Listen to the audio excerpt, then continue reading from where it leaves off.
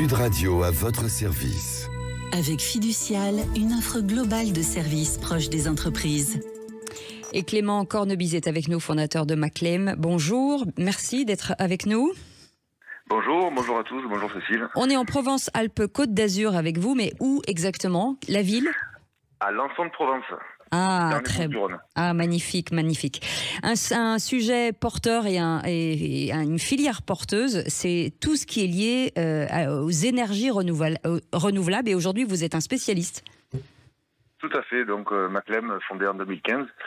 J'ai cofondé Maclem donc en 2015 et on est spécialiste depuis donc dans les énergies renouvelables, pompes à chaleur, panneaux solaires et panneaux solaires photovoltaïques. Alors, il y a eu pas mal de réglementations. Depuis le mois de janvier, le dispositif phare d'aide à la rénovation énergétique a changé dans le cadre de la MaPrimeRénov'. Aujourd'hui, c'est quoi les dispositifs, clairement? Les dispositifs, clairement, c'est en fait privilégier le bouquet de travaux plutôt que de privilégier les travaux lot par lot. En gros, ça veut dire quoi? Ça veut dire qu'on est incité par le gouvernement à réaliser des travaux d'isolation ainsi que de remplacement de menuiserie et de remplacement de chauffage plutôt que de faire simplement un remplacement de pompe à chaleur ou simplement d'isolation indépendamment des autres lots, quoi. Est-ce que les aides sont conséquentes? Alors, les aides sont très conséquente puisque on appelle ça donc la rénovation d'ampleur, c'est le nouveau programme qui a été mis en place, oui.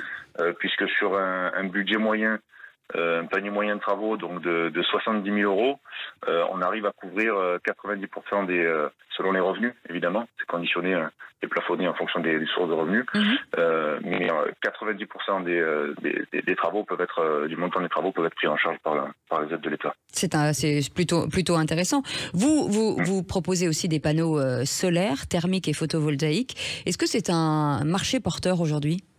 Ah oui, extrêmement porteur.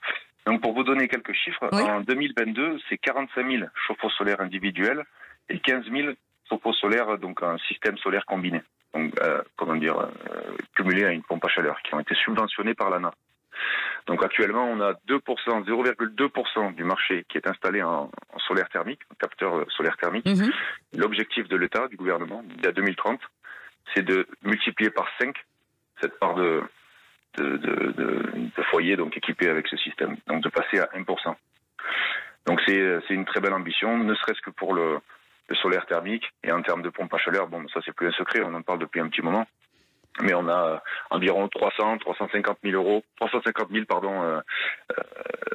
pompes à chaleur installées par an. En 2022, en tout cas, je n'ai pas les chiffres 2023 encore à l'heure où je vous parle, mais oui. En 2022, c'est 350 000 pompes à chaleur installées en France.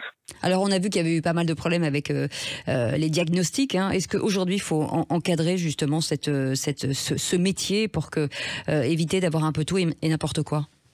Oui, c'était ça aussi la volonté du gouvernement dans le remaniement des subventions. C'est essayer de filtrer, de faire barrage en fait aux éco-délinquants qui, en tout cas, on l'espère, pour toutes les personnes, je parle aussi pour toutes les personnes qui font correctement le métier, on l'espère que ça mettra un frein à toutes ces pratiques frauduleuses.